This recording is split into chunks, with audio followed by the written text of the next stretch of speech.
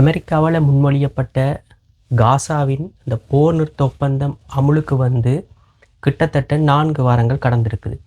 இந்த 4 வாரங்களில் 2 தடவைகள் பரஸ்பர தாக்குதல்கள், அதாவது பப்ளிக்காகவே ஒரு அனௌன்ஸ்மெண்ட்டை செய்து தாக்குதல்கள் நடத்தப்பட்டிருக்குது.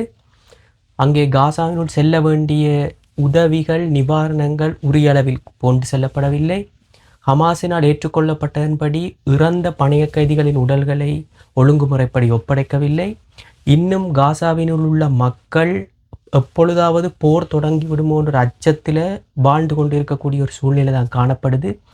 இப்படித்தான் இந்த 4 வாரங்களும் காசாவினுள்ளும் இஸ்ரேல் காசா எல்லையினுள்ளும் கடந்துள்ளன.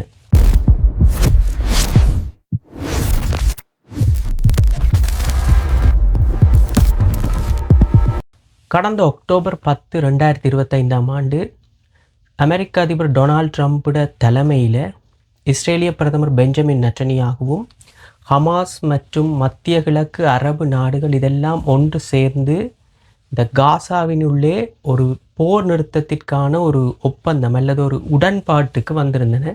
அதெல்லாம் உங்களுக்கு தெரிஞ்ச விஷயம்தான். இந்த உடன்பாடானது ஒவ்வொரு படிநிலையாகத்தான் கடந்து செல்லப்படுவதாக இருக்குது.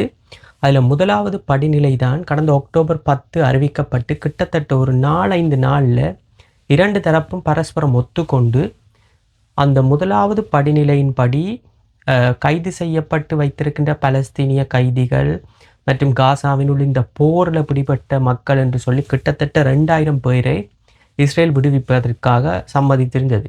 அதே மாதிரி ஹமாஸும் தன்னிடம் இருக்கிற 20 உயிரோடு இருக்கிற அந்த இஸ்ரேலிய பணைய கைதிகளையும் 28 டெட் பாடிஸ், அதாவது இறந்ததாக கருதப்படுகின்ற அந்த இஸ்ரேலிய பணைய கைதிகளையும் ஒப்படைப்பது தான் இந்த முதலாம் கட்டத்தின் மிக முக்கியமான நிபந்தனை அல்லது ஒரு மிக முக்கியமான ஒரு பேஸ் லைன் என்றே சொல்லலாம்.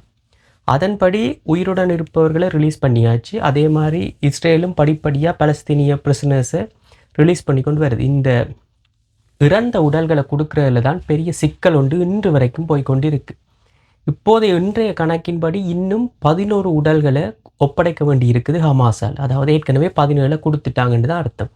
இந்த 17 கொடுக்கப்பட்டதில் தான் நிறைய குளறுபடிகள், மாறி மாறி உடலை கொடுத்தது, அது இஸ்ரேலிய பணைய கைதிட உடல் இல்லை, ஹமாஸ் வேணுமென்று டிலே பண்ணுது என்று சொல்லி பரஸ்பரம் குற்றச்சாட்டுகள் நடைபெற்று இப்போ கிட்டத்தட்ட ஒரு பாரியாக இன்னும் 11 உடல்களை தான் ஒப்படைக்க வேண்டி இருக்குது. அந்த நிலையில தான் நேற்று ஒரு 3 அன்ஐடென்டிஃபை, அதாவது அடையாளப்படுத்த முடியாத 3 உடல்களை ஹமாஸ் கண்டெடுத்ததாகவும் அது உடல்களோட சாம்பிள்ஸை தாங்கள் இஸ்ரேலுக்கு அனுப்புகிறோம், அதை செக் பண்ணி அது ஓகே என்றால் நாங்கள் உடல்களை ஒப்படைக்கிறோம் என்ற ரீதியிலான ஒரு கோரிக்கையை விடுத்ததாகவும் அதற்கு இஸ்ரேல் மறுப்பு தெரிவித்ததாகவும் ஒரு தகவல் ஒன்று அங்கிருந்து வந்திருக்குது.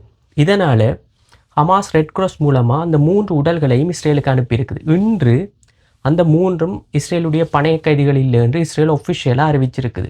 ஸோ இப்போ இது ஒரு இழுபாடாக போய்கொண்டு ஒரு இழுபறி நிலையில் தான் போய்கொண்டு இருக்குது. அதை கண்டுபிடிக்கிறேன். ஏனென்றால் இப்போ நிறைய இடிபாடுகள் இருக்குது, கட்டடங்களுக்கு அடியில் இருக்குது, அதற்குரிய மெஷினரிஸ் தேவை, எக்யூப்மெண்ட்ஸ் தேவை, அதுக்கு டைம் தேவை, ரிசோர்ஸ் தேவைன்னு சொல்லி ஹமாஸ் அதை இழுத்தடிச்சு கொண்டு செல்கிற மாதிரியும் இஸ்ரேல் அதுக்கு ஒத்துழைப்பு வழங்காத மாதிரியும், அதாவது உபகரணங்களை வழங்குறதுல, அவங்களுக்கு ஒரு டைம் கொடுக்கறதில்ல, ஒரு சப்போர்ட் கொடுக்கறதில்லன்னு சொல்லி அந்த பக்கமும் ஒரு வித்தியாசமான ப்ரெஷர்ஸ் ஒன்று போய்கொண்டிருக்கு. இப்படித்தான் இந்த 4 வாரங்களில் உடல்கள் ஒப்படைக்கிறதுல கடுமையான சிக்கல், இழுபறி, 2 பேரும் ஒருத்தருக்கு ஒருத்தர் விட்டு கொடுக்காத மாதிரியும் போய்கொண்டிருக்குது.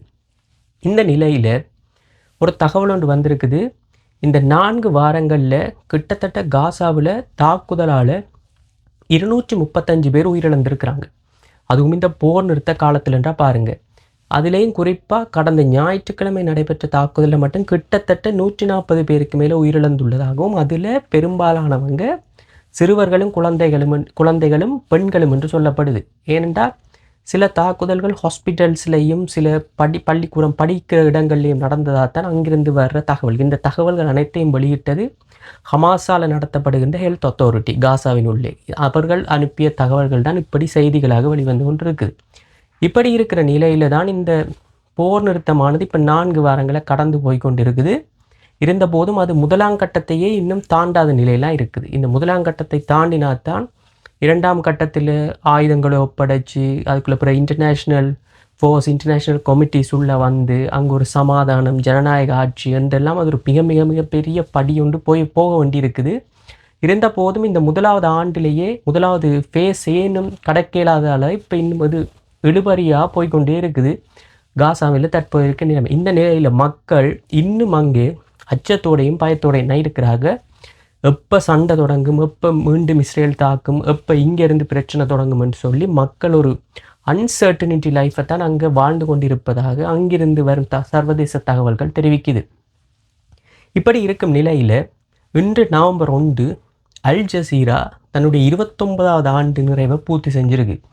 உங்களுக்கு அல் ஜசீரா பற்றி தெரிஞ்சிருக்கும். குறிப்பாக இந்த காசாவில் நடந்த போரை அங்கு நடைபெற்ற மிகப்பெரிய மனித அவலங்களை உலகத்துக்கு எடுத்து காட்டினதில் மிகப்பெரிய பங்கு இந்த அல் ஜசீராவுக்கு தான் இருக்குது.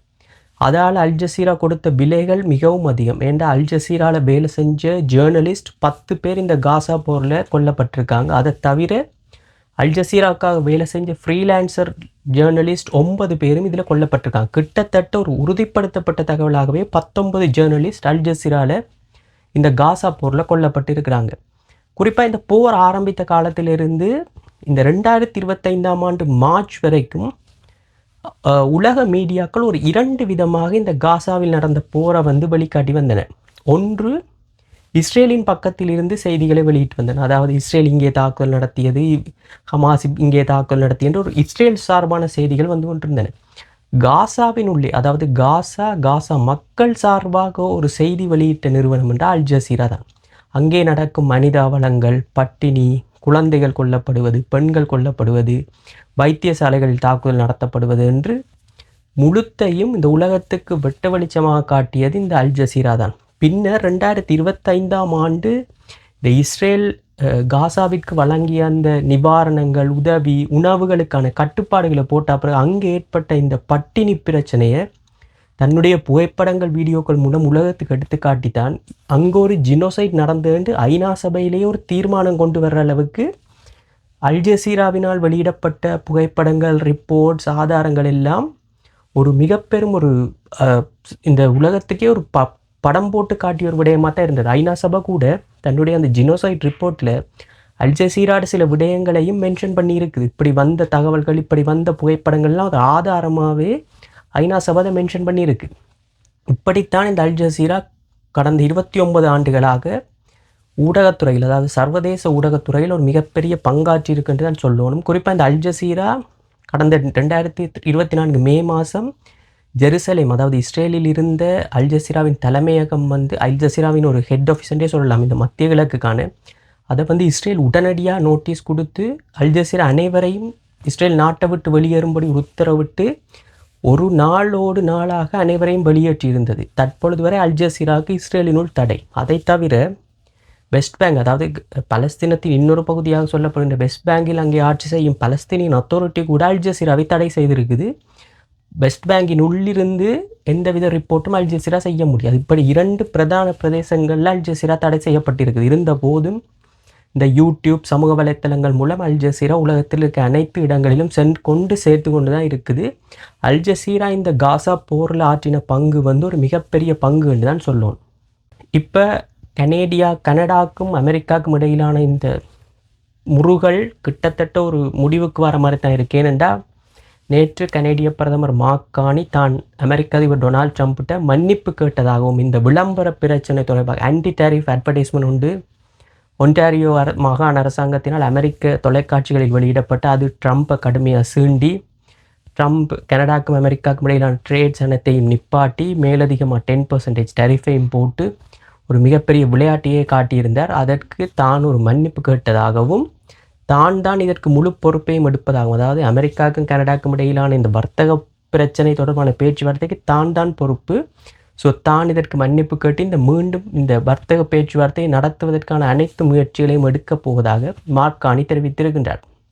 இது தொடர்பாக அமெரிக்கா தரப்பிலிருந்து எந்த விதமான உத்தரவாதமும் வரவில்லை. இருந்தபோதும் இது ஒரு சுமூகமாக முடிந்திருக்க வேண்டும் என்று போலத்தான் கிடக்கு. ஏன்னா டொனால்ட் ட்ரம்ப்புக்கு வந்து யாராவது மன்னிப்பு கேட்டாலோ, தன்னை யாராவது புகழ்ந்து பேசினாலோ அவர் ஒரு உருகி விடுவார், அப்படி தான் சொல்லணும். ஸோ இந்த பிரச்சனை இதோடு முடிந்து விடும் போலத்தான் இருக்குது இப்போதைய நிலைமையை பார்க்கும்போது. ஸோ பொறுத்திருந்து பார்ப்போம், இந்த பேச்சுவார்த்தைகள் மீண்டும் ஆரம்பிக்கப்படுமா அல்லது இது வழமை போல் ஒரு இழுத்து இழுத்து சென்று ஒரு டெட் எண்டில் போய் முடிய போதான்றதை பொறுத்திருந்து பார்ப்போம். மீண்டும் இன்னொரு காணொளியில் உங்களை சந்திக்கிறேன். நன்றி.